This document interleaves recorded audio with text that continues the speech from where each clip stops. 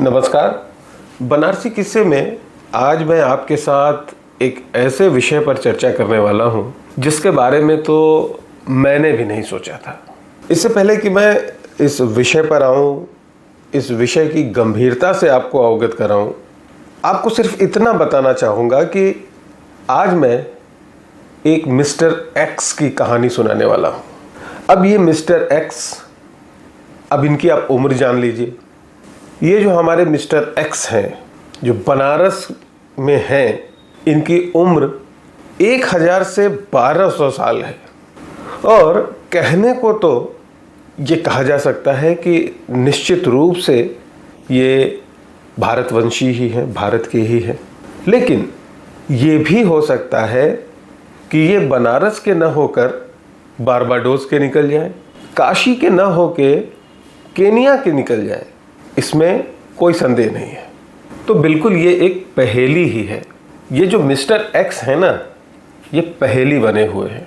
ये बनारस वालों को, या ये कहिए कि बनारस को, ये मिस्टर एक्स अब से करीब 70 साल पहले मिले थे, वर्ष 1961 में। इनके मिलने की जो जगह है वो बनारस का राजघाट का क्षेत्र है। राजघाट का एक काफ़ी बड़ा हिस्सा पुरातत्व विभाग के अधीन है। ये साहब वहीं से मिले थे।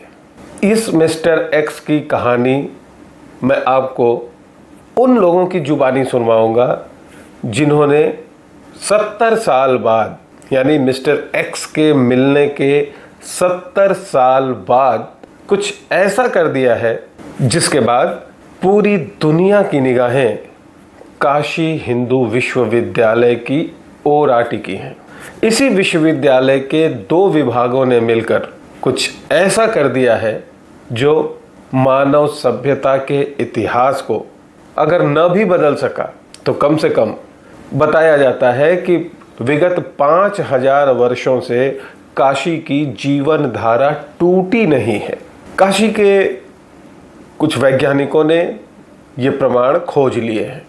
लेकिन ये जो मिस्टर एक्स हैं, ये बहुत कुछ बदलने वाले हैं।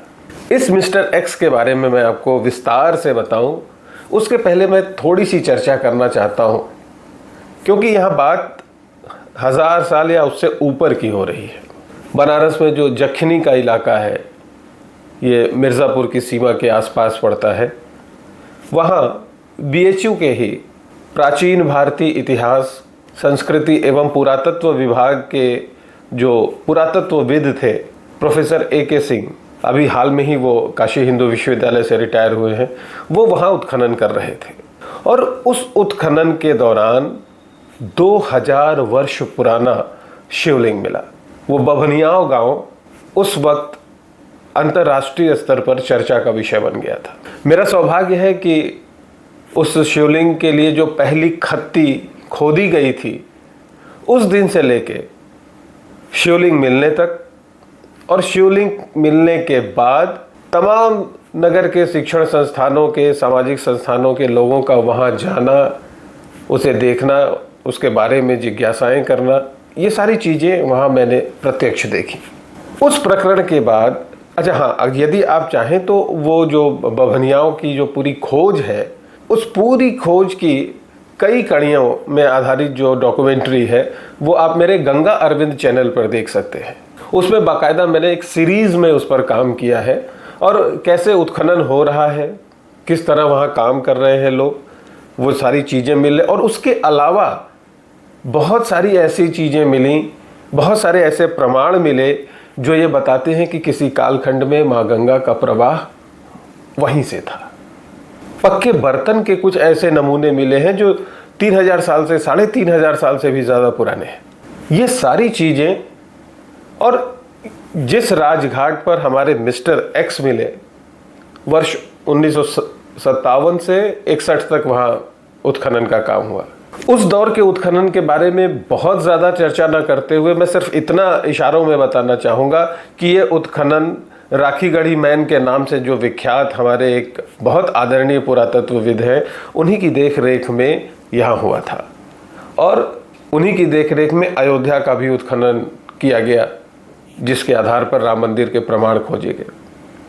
वर्ष 1960-61 में ये मिस्टर एक्स उत्खनन के दौरान एक कंकाल के रूप में मिले। ये कंकाल लगभग 6 फीट का है।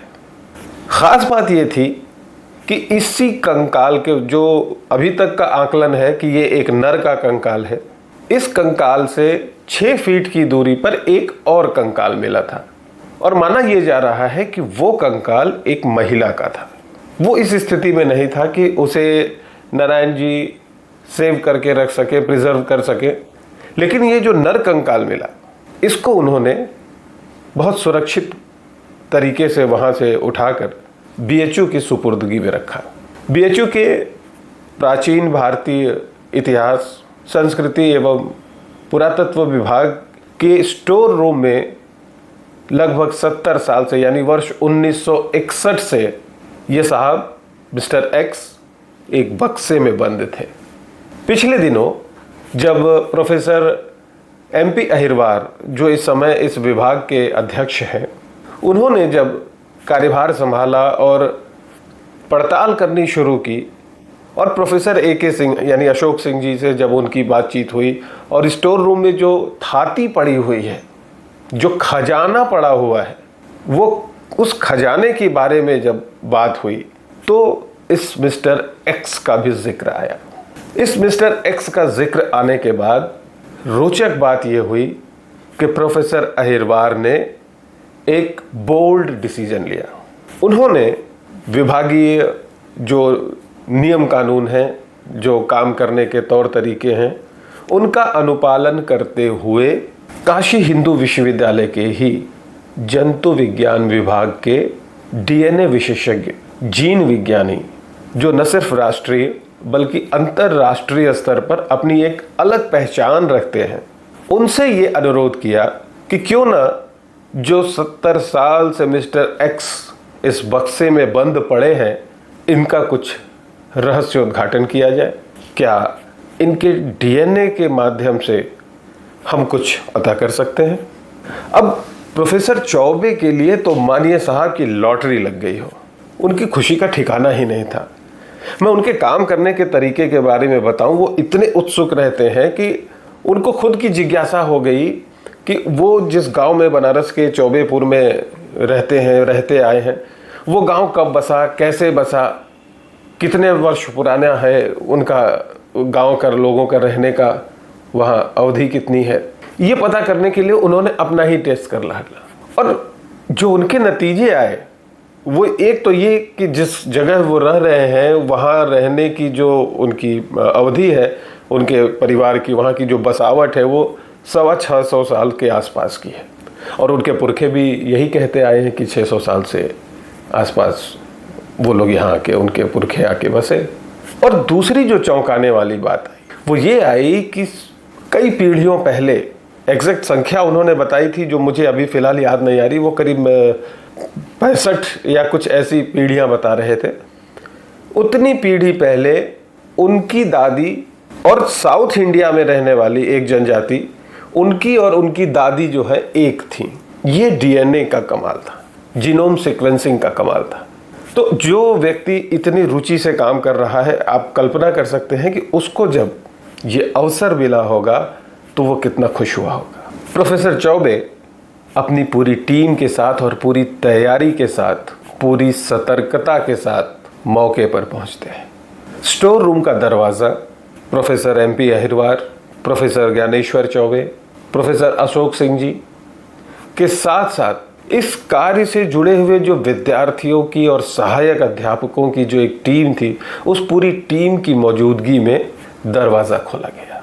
स्टोर रूम के अंदर जाने के बाद, चूंकि ये एक ऐसी संपत्ति है, एक ऐसी थाती है जिससे छेड़छाड़ किसी भी अवस्था में नहीं की जा सकती, और जहाँ तक डीएनए के ट्रांसफ़र हो जाने की बात है, तो उनका वो जो मिस्टर एक्स हैं जिस अवस्था में पड़े हैं, उनको तो उनसे कुछ इधर आने की स्थिति तो नहीं थी, लेकिन जो लोग नमूना लेने जा रहे हैं उनके डीएनए उन पर प्रत्यारोपित हो सकते हैं।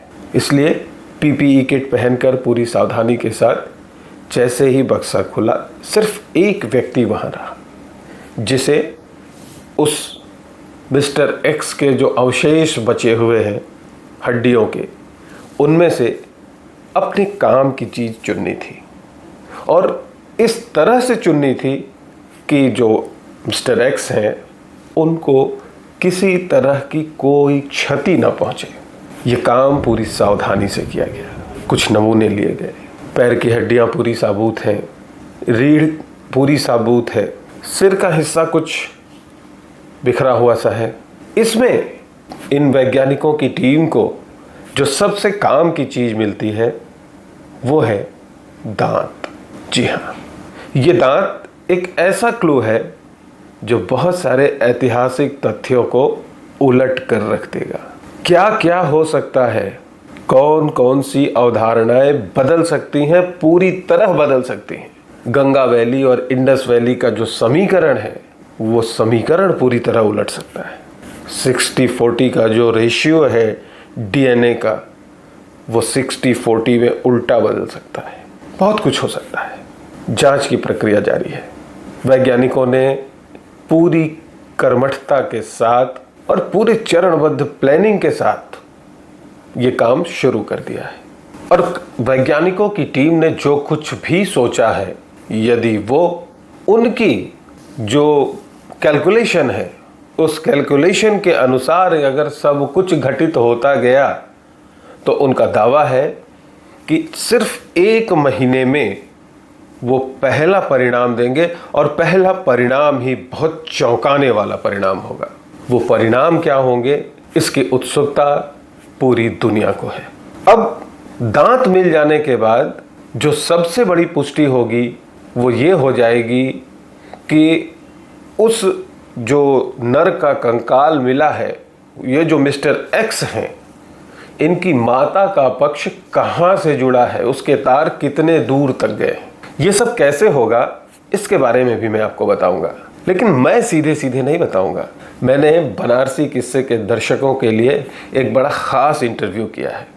आज तक आप देखते आए होंगे कि इंटरव्यू में होता यही है कि एक व्यक्ति सामने बैठा होता है, एक व्यक्ति उससे सवाल कर रहा होता है, वो मेरे जैसा पत्रकार होता है या एंकर होता है जो भी, और एक व्यक्ति जवाब दे रहा होता है। लेकिन आज मैंने जो साक्षात्कार प्लान किया आपके लिए, मैंने 2 ऐसे लोगों का साक्षात्कार आपस में कराया जिन्होंने एक दूसरे से सवाल पूछे और एक दूसरे के प्रश्नों के उत्तर दिए।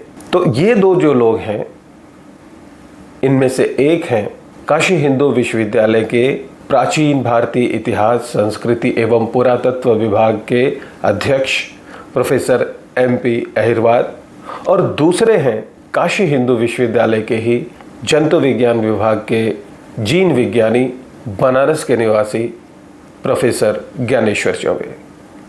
मैं इन दोनों लोगों की जो बातचीत हुई है वो आपको सुनवाऊं, उसके पहले मैं एक बात आपको और बताना चाहता हूं, और काशी हिंदू विश्वविद्यालय का विद्यार्थी होने के नाते ये मेरे लिए भी गौरव का विषय है। निश्चित रूप से मैं उस विभाग का विद्यार्थी नहीं था, मैं कॉमर्स फैकल्टी का विद्यार्थी था, लेकिन है तो मेरा विश्वविद्यालय ही जिसमें मैंने पढ़ा है महामना की तपोभूमि।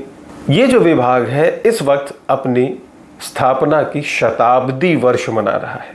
शताब्दी वर्ष में ये विभाग एक ऐसे रहस्य से पर्दा उठाएगा जिसके बाद निश्चित रूप से पूरी दुनिया चौंक जाएगी। क्यों चौंकेगी, मैं आपको दिखाता हूं इनकी जुबानी। नमस्कार, आप सभी का स्वागत है। और हम आज AIHC आर्कियोलॉजी में हैं, जहाँ की एक ऐसे व्यक्ति से मिल रहे हैं जिन्होंने एक बहुत बड़ा काम किया हुआ है। तो आज हम आपको मिला रहे हैं head of the department professor Ahirwar sir से। और सर ने अभी एक ऐसी पहल की जो हो सकता है कि बनारस की को एक नई दिशा दे, या बनारस की प्री हिस्ट्री के बारे में एक बहुत ही बेहतरीन इन्फॉर्मेशन दे। न ही बनारस बल्कि ये बनारस और बियॉन्ड, जो कि राखी गढ़ी से लेकर के जो सभ्यताएं फैली हुई हैं, या जितनी भी सभ्यताएं हैं, इंडस वैली की बात करें या हम मेसोपोटामिया की बात करें, तो इन सारी सभ्यताओं के साथ क्या कनेक्शन है, एक ऐसे बनारसी का जो लगभग 800 1000 या 2000 भी हो सकता है, इसके बारे में अभी हम लोगों को ज़्यादा जानकारी नहीं है। तो आइए सर से हम आपको मिलाते हैं। सर आपका बहुत बहुत धन्यवाद, आज हम आपके साथ हैं और आपको बहुत बहुत बधाई सर ये बेहतरीन कार्य करने के लिए। आप सभी को बधाई। और मैं तो एक माध्यम इत्तेफाक है सर, कि मैं इसका एक माध्यम बन गया हूं। हमारे लिए भी एक सवाल था जो मैं सोच रहा था आपसे पूछूंगा जी कि पिछले 60 सालों से एक बॉक्स के अंदर पूरा स्केलेटन पड़ा हुआ है, और कैसे आपको लगा कि ये स्केलेटन एक ब्रेक थ्रू हो सकता है जिसके द्वारा हमको बहुत सारी चीज़ें पता लग सकती हैं? मुझे यहाँ काम करते हुए 30 साल हो गया। जी सर। मेरा आर्कियोलॉजी स्पेशलाइजेशन नहीं है, ईमानदारी से कहूँ। जी सर। जी सर। मैं मास्टर अपना और रिसर्च के दौरान मैंने अपने गुरुजी लोगों के साथ एक्सकवेशन में गया और कुछ चीज़ें सीखी। जी सर। यहाँ मैं आर्ट और आर्किटेक्चर और स्टेट एंड सोसाइटी का टीचिंग करने लगा और वही मेरा स्पेशलाइजेशन हो के रह गया। पर इस विभाग का जो गौरवशाली इतिहास है उससे मेरा गहरा नाता है, मतलब मैं गहरे जुड़ गया। जी सर। मैं बाहर से आया यहाँ जॉब करने के लिए, और जब मैं यहाँ आया तो इसकी जो लीगेसी है 100 साल की, बिल्कुल, वो मुझे बहुत प्रभावित उसने किया और मैं उससे बहुत आत्मीय रूप से जुड़ गया। तो ये विभाग को मुझे लग रहा है इतना समृद्ध विभाग जिसने देश की सभ्यता और संस्कृति का नया सृजन कर दिया और दुनिया को बता दिया, और इसमें बहुत बड़ी धरोहर है, अमूल खजाना है देश की सभ्यता और संस्कृति से जुड़ा हुआ, लेकिन वो व्यवस्थित कहीं मुझे लगा नहीं।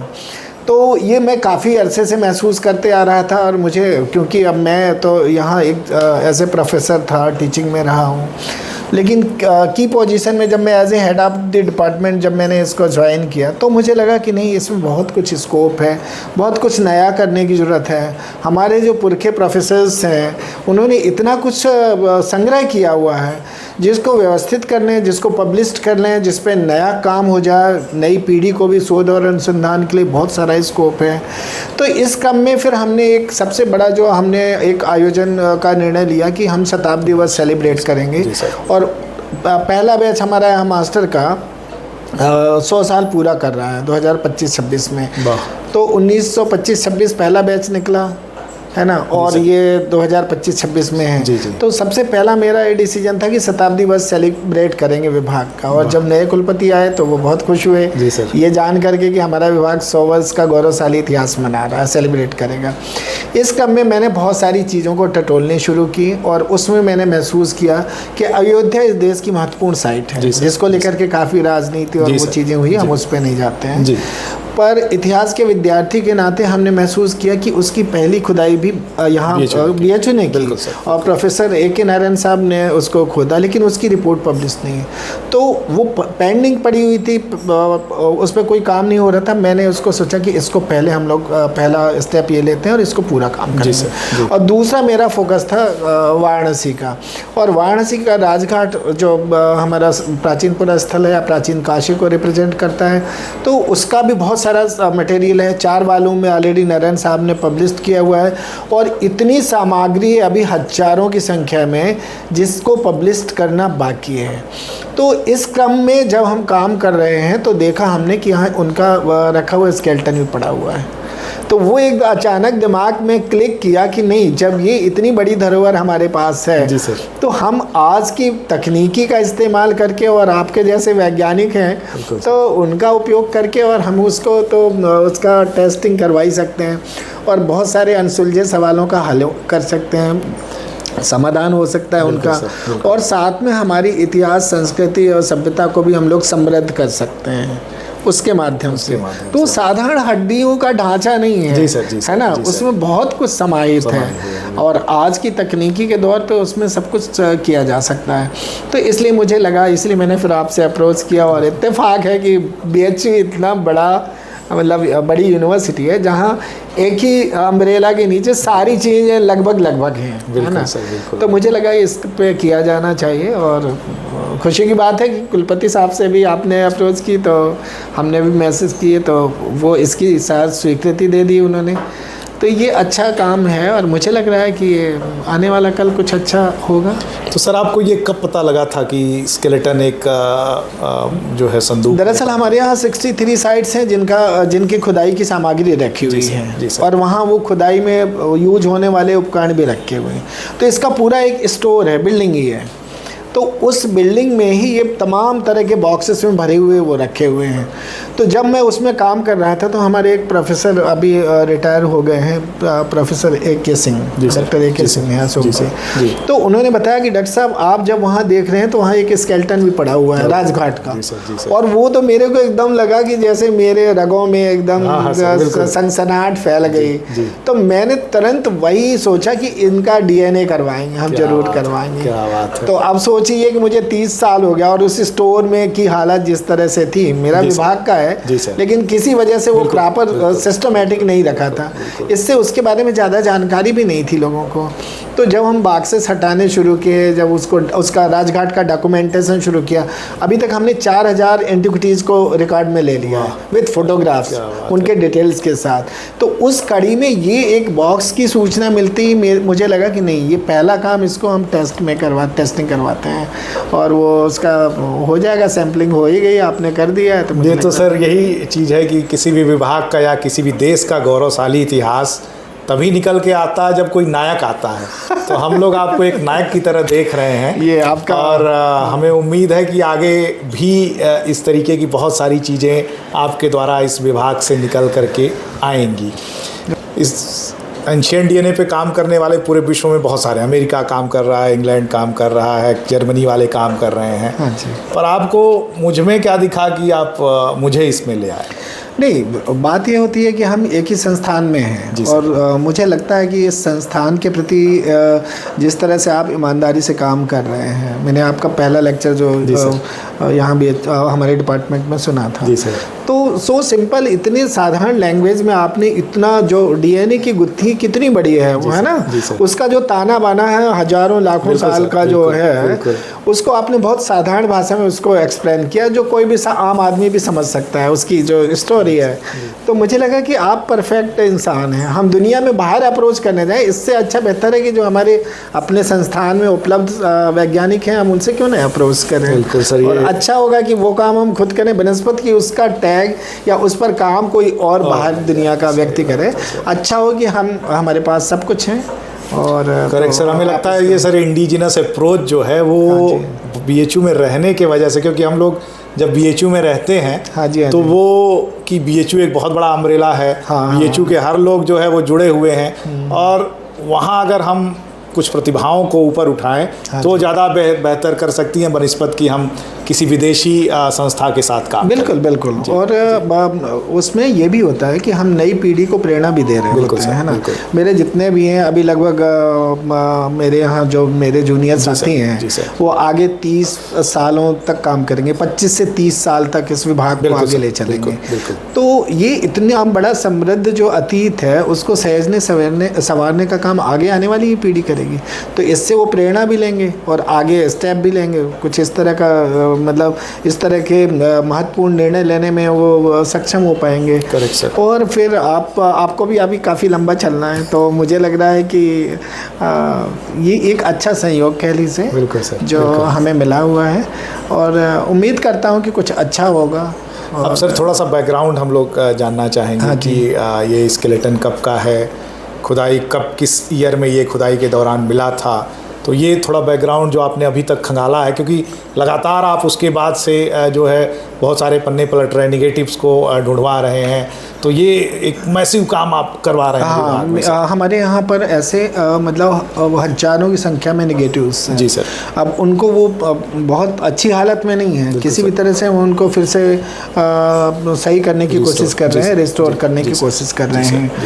तो जब हम जैसा मैंने कहा कि अयोध्या हमारा पहला कदम था और दूसरा कदम राजघाट का था। तो राजघाट की एंटिक्विटीज़ ऑलरेडी 4000 हमने उसका डॉक्यूमेंटेशन करवा दिया है। तो जब राजघाट की रिपोर्ट हम देख रहे हैं तो उसमें बहुत सारे डिटेल्स अभी कई ऐसे हैं जो नहीं एंटिक्विटीज़ हैं जिसका डिटेल्स नहीं आया हुआ है।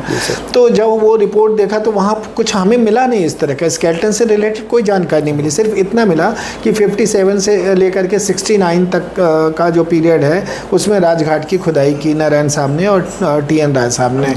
तो उतने डिटेल्स तो हमारे पास हैं। एंटिक्विटीज़ के डिटेल्स भी काफ़ी हैं। अभी आइवरी में काम होना, आयरन ऑब्जेक्ट में काम होना बाकी है, और सील्स और सीलिंग्स बहुत महत्वपूर्ण है। उनको पढ़ना और उनको स्टडी करना ये एक महत्वपूर्ण काम है। उससे भी बहुत सारे नए खुलासे हो जाएंगे।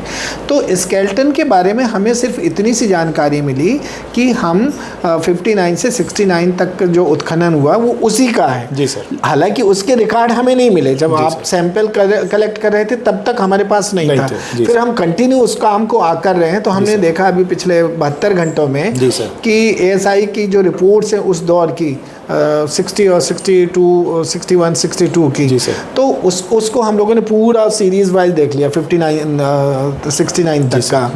तो उसमें नारायण साहब ने इस बात को मेंशन किया है कि 2 स्केलेटन पाए गए हैं और वो उत्तर दक्षिण दिशा में है और एक दूसरे से 6 फीट की दूरी में है। तो ये भी अपने आप में बहुत कुछ संकेत देता है कि 2 एक साथ हैं और 6 उसी लेयर में है और 6 फीट की दूरी में एक दूसरे से, है ना। तो लेकिन दूसरा वाला उन्होंने क्यों नहीं किया, प्रिजर्व करके रखा, ये भी एक महत्वपूर्ण बात है। तो जिस तरह का हालात इस वाले स्केलेटन का है, हमें लगता है कि वो बहुत ज़्यादा जर्जर स्थिति में रहा होगा जिसको उठा करके लाना मुश्किल होगा नारायण साहब के लिए, शायद इसलिए वो उसको नहीं लेके आए।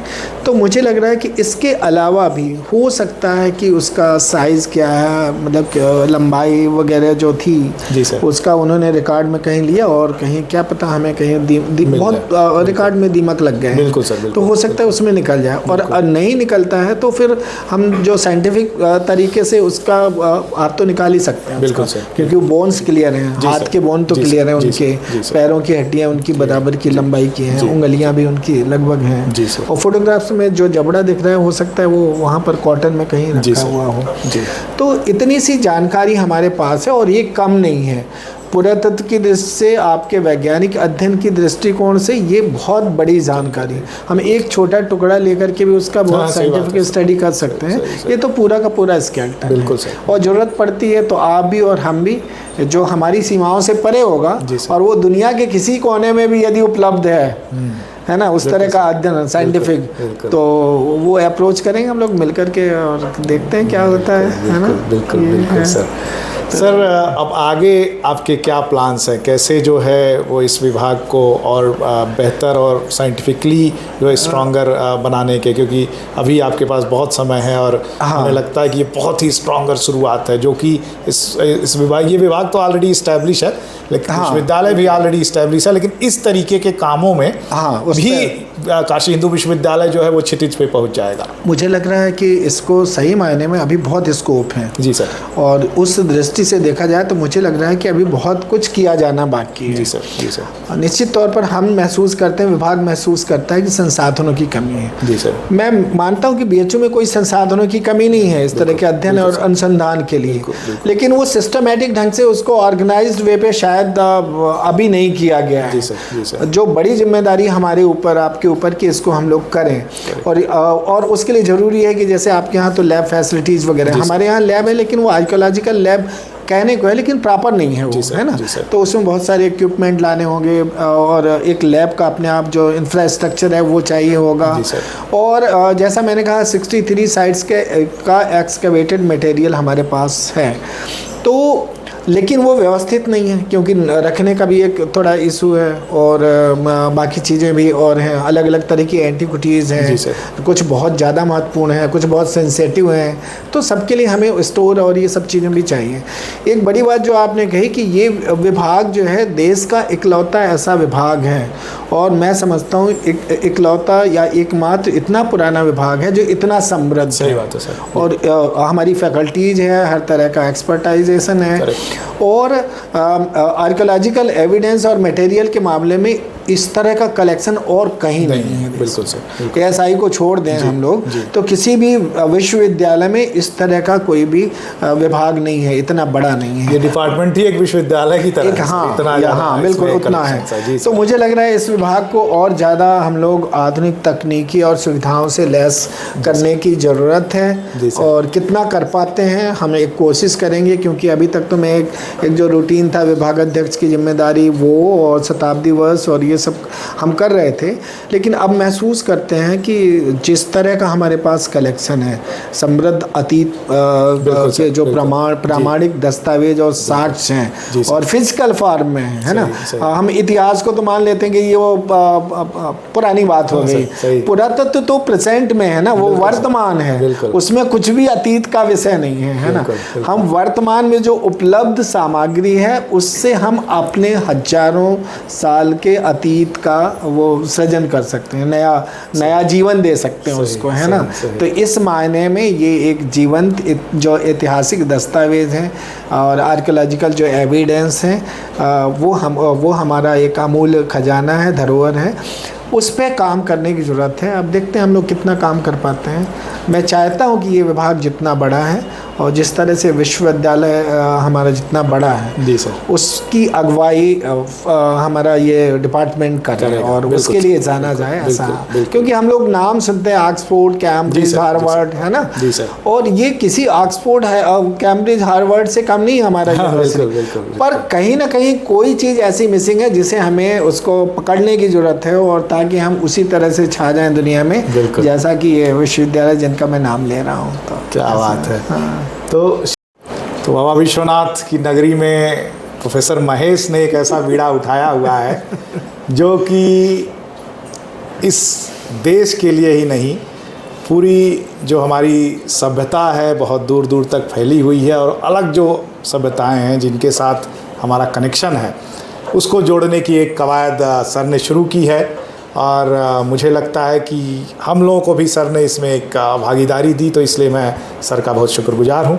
और मुझे लगता है कि हम लोग सर के सहयोग से एक बहुत ही बेहतरीन इंफ्रास्ट्रक्चर के साथ ही एक बेहतरीन ट्रेनिंग सिस्टम भी बच्चों के लिए शुरू करेंगे कि हमारे बच्चे भी जो है वो एक इंटरनेशनल लेवल के, जैसा सर ने कहा कि कैम्ब्रिज या ऑक्सफोर्ड लेवल का जो रिसर्च है वो हमारे बच्चे खुद ही करेंगे।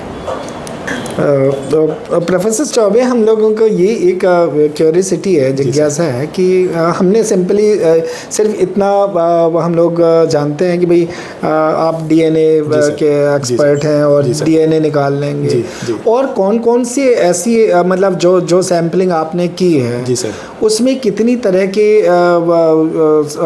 सामग्री आप निकाल सकते हैं, और वो किस तरह से हमारे मतलब आधुनिक जो समाज है और जो हमारा अपना भारत है उसको किस तरह से समृद्ध करेगा अकादमिक दृष्टिकोण से, उसका क्या इम्पोर्टेंस आपको लगता है? बिल्कुल सर। सर सबसे पहले तो ये मैंने कभी सोचा नहीं था कि आपके द्वारा एक ऐसी चीज़ मुझे मिलेगी जिसकी हर एक जेनेटिसिस्ट को ख्वाहिश होती है, क्योंकि इतना प्रीशियस सैंपल है वो।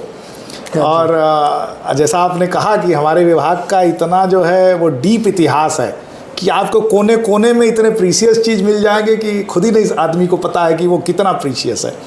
तो ये एक जो बड़ी ब्रेक थ्रू आपके द्वारा हुई है, आपने उस सैंपल को निकलवाया। उस सैंपल को जब भी उसकी बात करता हूँ मेरे रोंगटे खड़े हो जाते हैं क्योंकि उससे हमको इतनी सारी जानकारी मिलने वाली है कि आज हम अभी ये एस्टिमेट ही नहीं कर सकते कितनी जानकारी मिलेगी। तो सर हम लोगों का जो सबसे पहला आपके साथ यही था कि पहले हम लोग उसका एज एस्टिमेट करेंगे, क्योंकि किस लेयर पे मिला क्या मिला ये थोड़ा सा बहुत क्लियर नहीं है हम लोगों के लिए।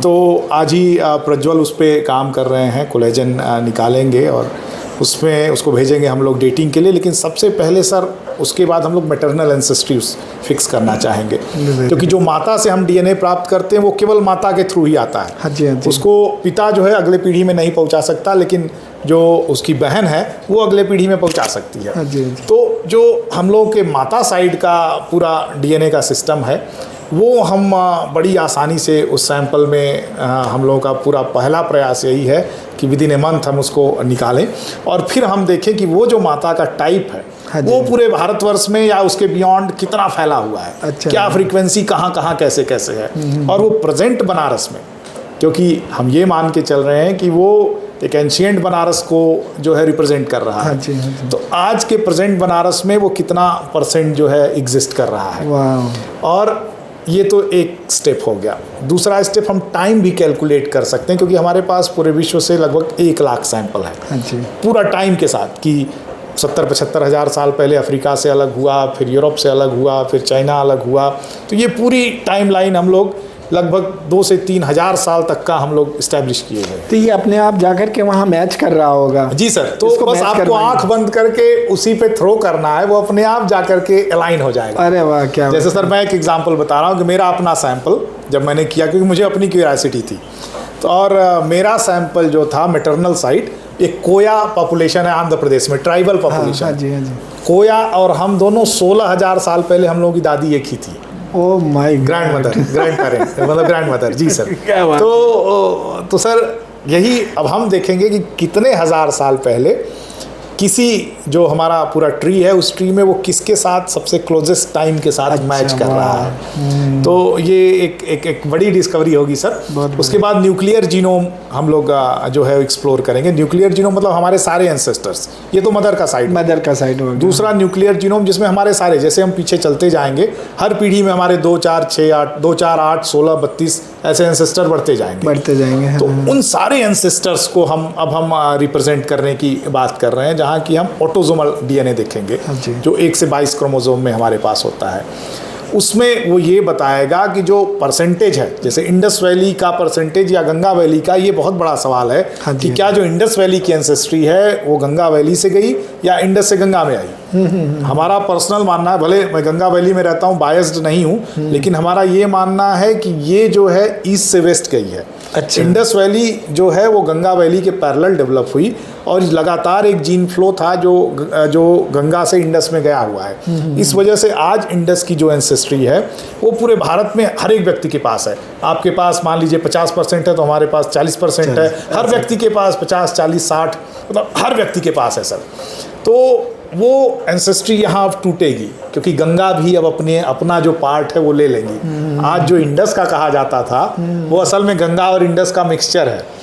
अब गंगा उसमें से, मैं आपको रोकूं, मुझे ये अपने आप भी मुझे भी लगता था कि जब हम सोचते हैं कि बस इंडस सिविलाइजेशन डेवलप हो रही है, करेक्ट सर, तो ये इलाका हमारा बहुत सारे ऐसे मतलब जो चट्टानी गुफाएं हैं जहाँ रॉक पेंटिंग्स और ये मिलता है, तो उस पीरियड में जब वहाँ वो नगर डेवलप हैं, तो ये कोई जनशून्य आबादी तो रही नहीं सर। अरे सर आपके देखिए कितना सारा, थोड़ा सा बस हम मिर्जापुर की तरफ निकल जाए सर, कितना शानदार जो है हमको दिखता है। तो यहाँ पैरेलल एक कम्युनिटी है, मतलब करेक्ट। और इन लोगों ने डोमेस्टिकेशन भी बहुत ज़बरदस्त किया हुआ है। गाय का जो हमारी गंगा तीरी गाय है उसका डोमेस्टिकेशन है, सुअर का भी डोमेस्टिकेशन है, वो बड़ा क्लियर हम लोगों को मिला हुआ 5000 साल पहले। तो 5000 साल पहले सुअर का डोमेस्टिकेशन ऐसे ही कोई तो नहीं कर देगा सर। तो ये अब गंगा अपना भाग इंडस से मांगेगी कि वो जो तुम्हारा जो 60% है अब वो हमको हमारा वाला पार्ट दे दो।